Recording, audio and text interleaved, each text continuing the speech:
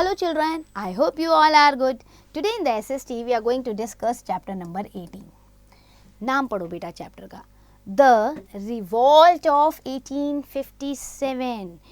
1857 का जो ईयर था बेटा, उस समय एक ग्रेट रिवॉल्ट हुई थी, क्रांति हुई थी ब्रिटिशर्स के खिलाफ.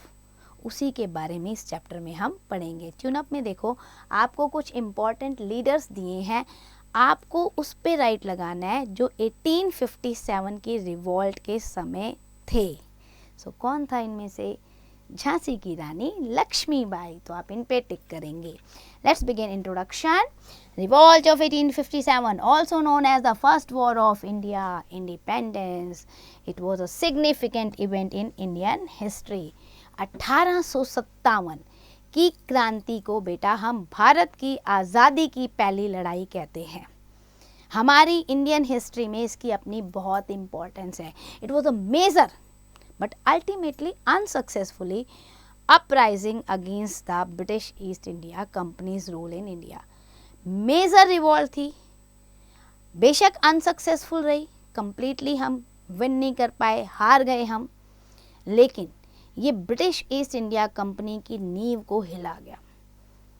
ये एक चिंगारी दे गया आने वाली जनरेशन को कि हिम्मत नहीं हारनी, लड़ते रहना, एक दिन आज़ादी ज़रूर मिलेगी. और ब्रिटिश इस कंपनी को भी रियलाइज़ हो गया कि इंडियन हार नहीं मानेंगे. अगर ऐसी रिवॉल्ट कर सकते हैं तो वो दूसरी रिवॉल्ट भी करेंगे. Revolt began on 10th May 1857 in the town of Meerut and quickly spread to the other part of India. आपको पता है मेरठ से स्टार्ट हुई थी ये 10th May को, और धीरे धीरे ये भारत के अलग हिस्सों में फैल गई. कॉजेस क्या थे, क्यों हुई ये क्रांति? सबसे पहले पॉलिटिकल कॉज को देखो. जो ब्रिटिश पॉलिसीज थी ना एनेक्सेशन की, डॉक्ट्रिन ऑफ लैप्स. एनेक्सेशन मतलब ब्रिटिशर्स आए इंडिया, उन रूल ओवर करने लगे, तो उन्होंने पॉलिसी बनाई कि ये राज्य इंडिया में बहुत सारे राजा थे, है ना, प्रिंसली स्टेट होते थे, राजा थे, तो कैसे इन राजाओं के राज्य को अपने में मिला दिया जाए. क्या हर बार लड़ने की ज़रूरत है या हम कुछ पॉलिसीज़ बना लें? तो एनेक्सेशन होता है अपने में मिलाना. सो उन्होंने एक पॉलिसी निकाली डॉक्ट्रिन ऑफ लैप्स की. डॉक्ट्रिन ऑफ लैप्स जो बेटा पॉलिसी होती है ना, पहले इसे आप अंडरलाइन करो फिर समझो. इस पॉलिसी का मतलब होता है कोई भी ऐसा प्रिंसली स्टेट जिसके मतलब जो राजा है, अगर उसका अपना खुद का बेटा नहीं होता, क्योंकि राजा के बाद उसका बेटा ही गद्दी पे बैठेगा ना, वही शासन चलाएगा, तो अगर उस राजा का खुद का अपना बेटा नहीं होता तो वो राज्य अंग्रेजों के पास आ जाएगा, ब्रिटिशर्स के पास. Means when princely states without male heir were annexed, it caused the widespread resentment among the Indian ruler. Resentment मतलब गुस्सा आ जाना, असंतुष्टि. इंडियन रूलर्स में गुस्सा आ गया कि ये क्या बात हुई कि लड़का ही होना चाहिए, नहीं होगा तो हमारा राज्य आप ले लोगे. सो ये डॉक्ट्रिन ऑफ लैप्स जो थी सबसे बड़ा कारण बनी. देन आपका आता है इकोनॉमिक कॉजेज. इकोनॉमिक कॉजेज में देखो तो ब्रिटिशर्स ने they impose the heavy tax, exploitation of resources कर रहे थे, destruction of the traditional industries. It led to the wide spread poverty and discontent among the Indians. भाई जितने भी रिसोर्सेज हैं उनको यूटिलाइज कर रहे हैं, अपनी कंट्री में भेज रहे हैं, टैक्स हम पे ज़्यादा लगा रहे हैं, क्रॉप फेल हो रही है फिर भी टैक्स लिए जा रहे हैं हमसे, हमारी जो ट्रेडिशनल इंडस्ट्रीज़ हैं उनको ख़त्म करते जा रहे हैं. तो क्या हो रहा है ना, इंडस्ट्री है ना, खेती है, टैक्स ऊपर से बढ़ रहा है, तो गरीबी आ रही थी. अब गरीबी आ रही है इंडियन में, तो कहाँ से टैक्स भरें, खाने को मिल नहीं रहा, तो लोगों के अंदर गुस्सा आ गया. Then social and religious causes.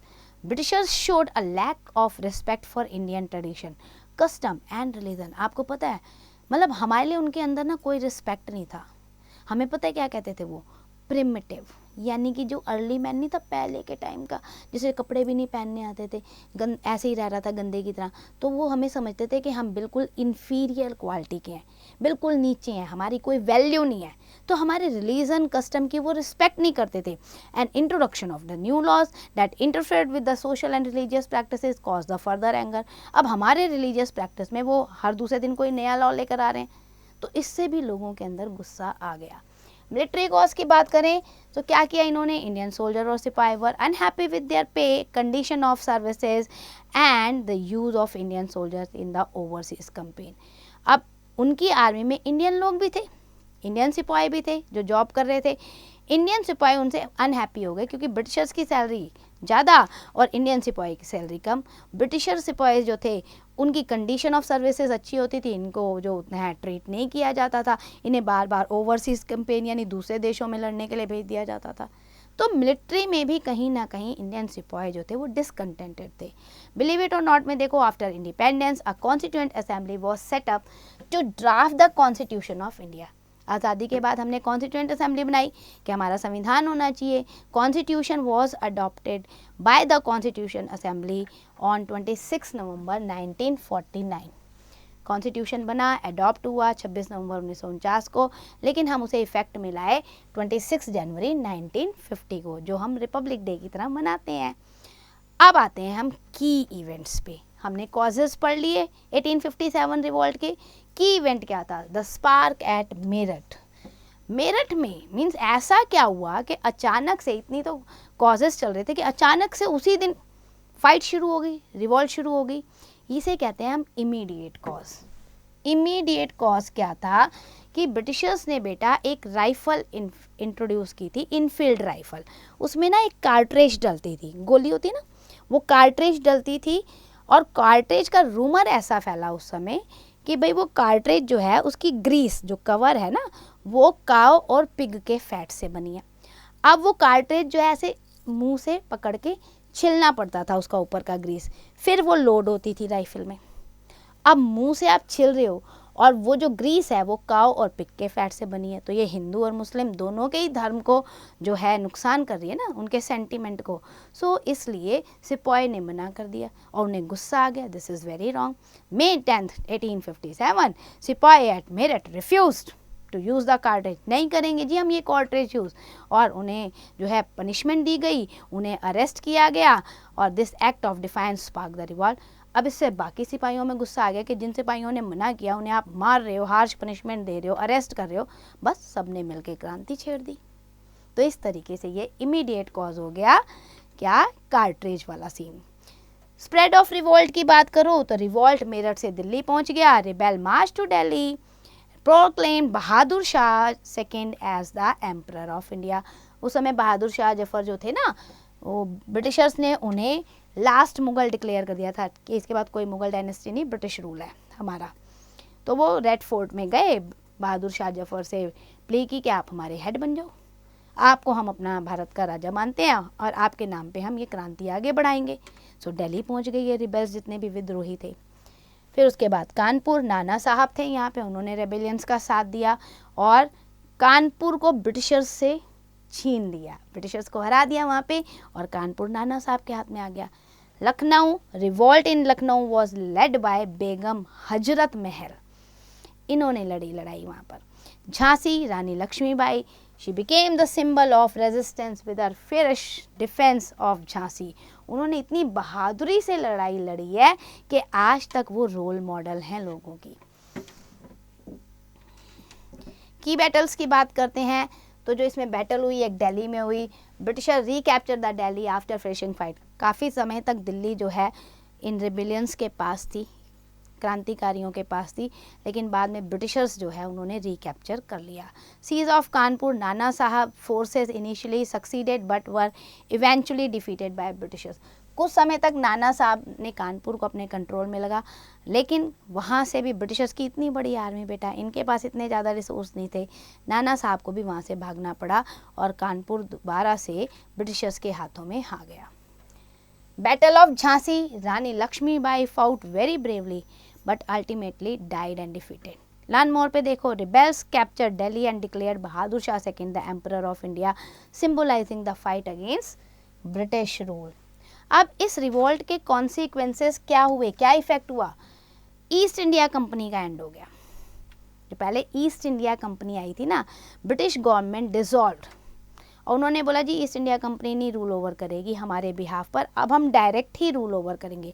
अब जो ब्रिटिश क्राउन था ब्रिटिशर्स के हाथ में डायरेक्ट कंट्रोल आ गया, अदरवाइज पहले उन्होंने अपनी ईस्ट इंडिया कंपनी भेजी थी, वो रूल करती थी।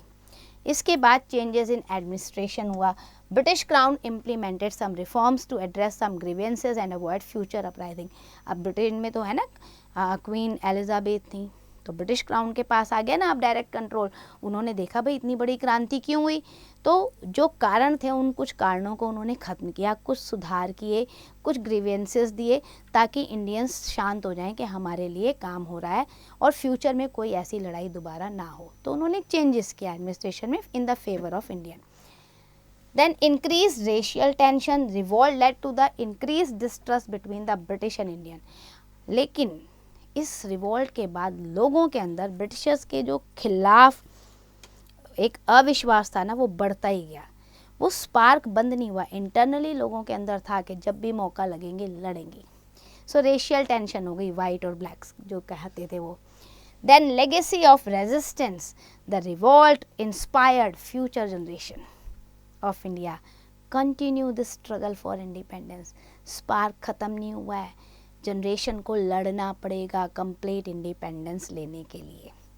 Now moving to let's recall, हमने क्या पढ़ा? Revolt of 1857 was a fight for India's freedom. Sipahis were angry about unfair treatment. New gun जो आई थी cartridge, it spark the revolt. Rani Lakshmibai ने बहुत बहादुरी से लड़ाई लड़ी। Revolt led to the change in the British rule in India. So that's end for the chapter. I hope you understand. Do the exercise carefully.